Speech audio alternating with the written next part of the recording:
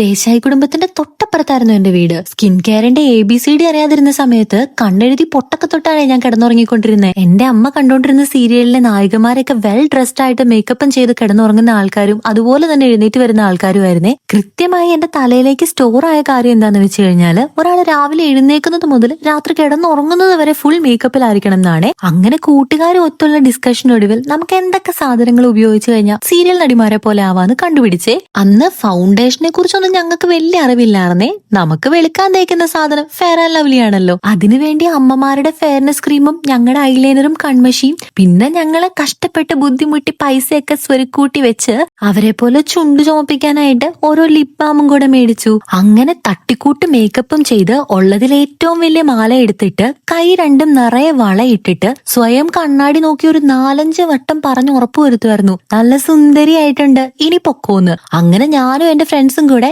സ്വയം സുന്ദരികളെന്ന് വിചാരിച്ച് റോഡ് മുതൽ ക്ലാസ് വരെ വലിയ സ്റ്റൈലായിട്ട് അങ്ങ് നടന്നു പോകുമായിരുന്നേ. ഞങ്ങളുടെ ആ ഇരുത്തവും നടത്തവും ഒക്കെ കാണുമ്പോഴത്തേക്കും ടീച്ചർമാര് വരെ ഞങ്ങൾ പലവട്ടം മഹിളാമണികൾ സംബോധന ചെയ്തിട്ടുണ്ടേ. വലിയ താമസമൊന്നും വന്നില്ല.